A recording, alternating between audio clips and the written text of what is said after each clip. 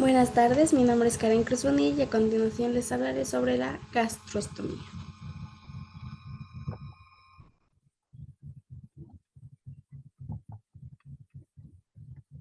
Como podrán ver, aquí está mi presentación, así que pues comencemos.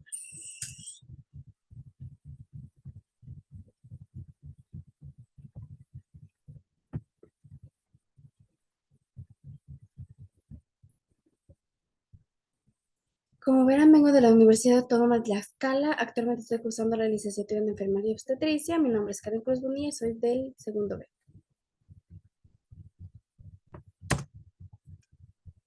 Lo primero es la gastrostomía endoscópica percutánea. Se ha convertido en la técnica más empleada por la sencillez y escasa morbi, morbimortalidad del procedimiento. Es un procedimiento que podría decirse que es algo muy fácil y que no te trae muchas consecuencias a largo plazo.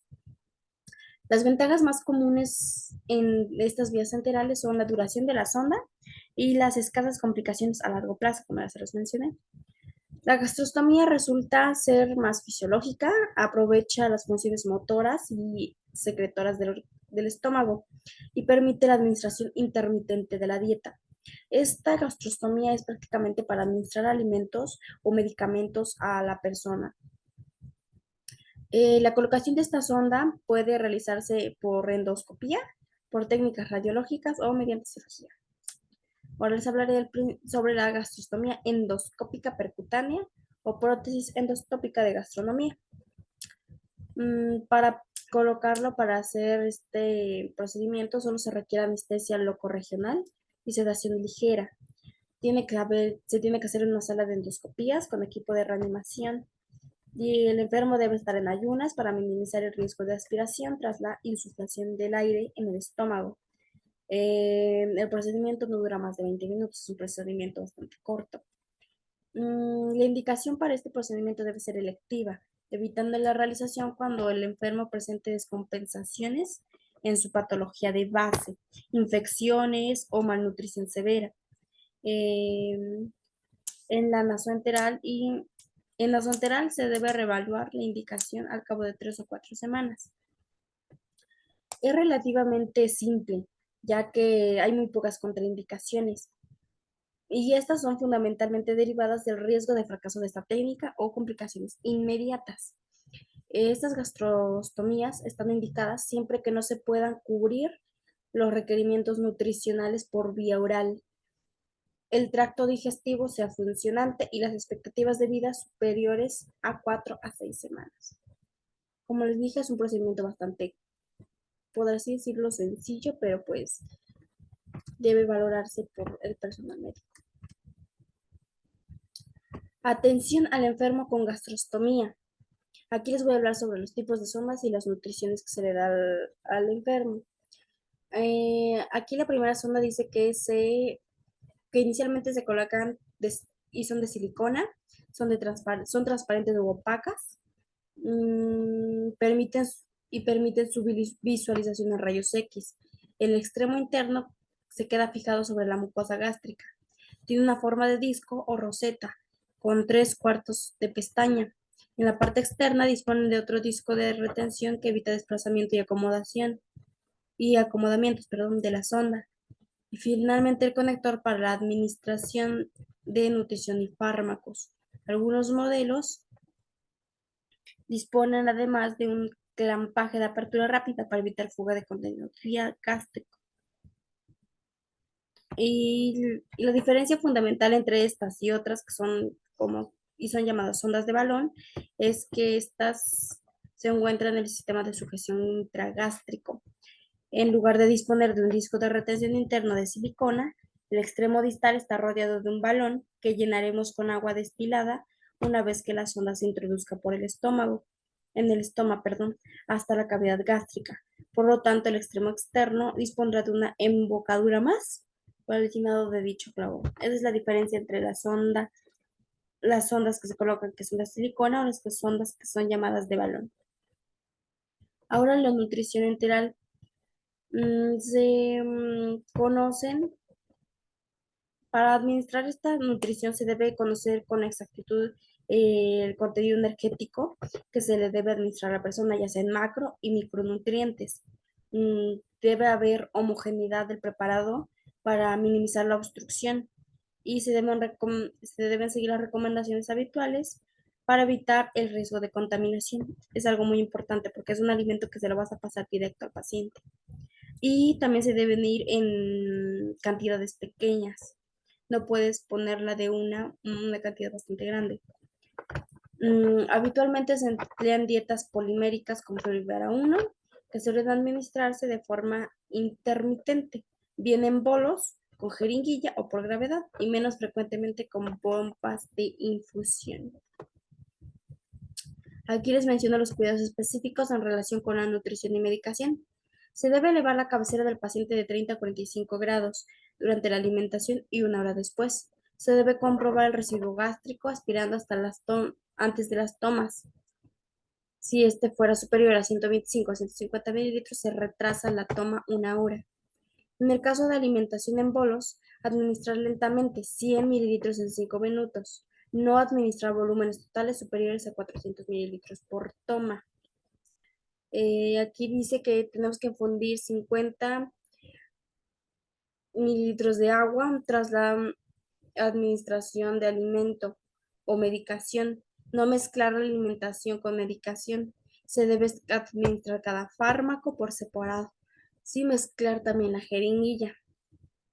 Se debe usar preferentemente presentaciones líquidas o de fácil disolución. Se debe comprobar siempre que los fármacos sean indicados y puedan ser triturados sin que se modifique su efecto, porque como les mencioné, esta nutrición es prácticamente completamente líquida. Lo que se le va a pasar al paciente de nutrición es líquida, entonces debe disolverse o debe ser fármacos líquidos. Y una vez abiertas, las fórmulas deben conservarse en frigorífico máximo 24 horas. Bueno, estos son los cuidados específicos en nutrición y alimentación. Ahora les hablaré sobre las complicaciones relacionadas con la inserción de la prótesis endoscópica de gastrostomía, perdón. La complicación principal o que requiere una mención muy especial es la broncoaspiración, que puede ocurrir de manera inmediata durante la técnica por la posición del paciente y la sedación farmacológica o también a lo largo de la evolución. Se ha asociado este antecedente con el reflujo gastroesofágico o alteración de la motilidad gástrica y en la práctica puede ocurrir con o sin vómito, particularmente cuando existe alteración del nivel de conciencia y fallan los mecanismos de la protección de la vía aérea. La administración intragástrica de volúmenes elevados o con excesiva velocidad en posiciones incorrectas, la alimentación nocturna y los preparados con elevada osmolabilidad incrementan también el riesgo. Por eso es muy importante traspasar lo que se necesita de alimentación, lo que se necesita de medicamentos, no colocarlos con una velocidad excesiva, ni tener al paciente en una posición incorrecta. Y pues debe tenerse en cuenta mucho estas características para evitar la broncoaspiración. Y aquí están las complicaciones relacionadas con la inserción de gastronomía. Pues hay complicaciones mayores que son la aspiración pulmonar y la neumonía, lesiones traumáticas del esófago, punción o perforación de órganos y peritonitis, que es prácticamente la infección que puede ocasionar esa área quirúrgica en la que eh, en la que se le hizo el procedimiento de gastrostomía. Fístula gastrocólica, hemorragia digestiva, fascitis necrotizante o migración de la sonda. Y también puede ser unas complicaciones menores, infección de trayecto fisuroso, reflujo periostomal, hematomas o hemorragias y pneumoperitoneo. Son algunas de las complicaciones, ya sean complicadas mayores o complicaciones menores.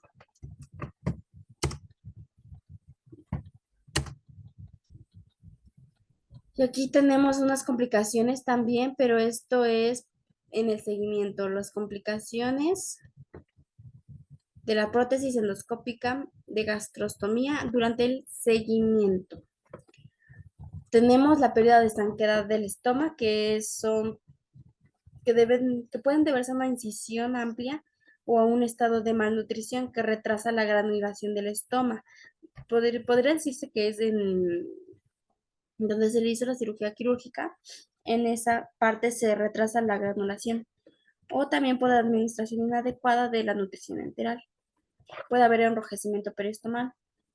Esto debe descartarse en primer lugar cuando hay fuga de contenido gástrico o infección periostomal, que es prácticamente el área alrededor de, por así decirse, la herida. El granuloma, que se trata de un tejido excrescente en la periferia del estómago, habitualmente sangrante al roce, que aparece por una fricción continua y excesiva de la sonda. Sabemos muy bien que tener estas ondas de gastrostomía y tener tal vez la ropa o aquí como vemos en la imagen tal vez gasas y que son en el movimiento del paciente pueda continuar hacer un roce, una fricción continua es lo que nos provoca los granulomas. Aquí tenemos la salida del tubo de gastrostomía.